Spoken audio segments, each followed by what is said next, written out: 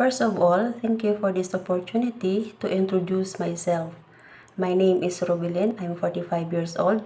I am married and I have 3 children.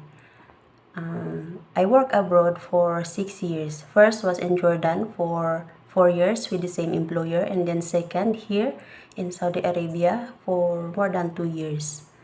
My special skills is cooking. I can cook, I can take care also children's, and also I can take care adult person.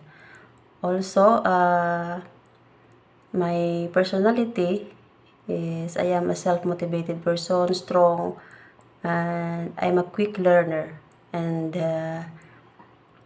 I can work both with my coworkers, and also I can work alone, but I prefer to work alone.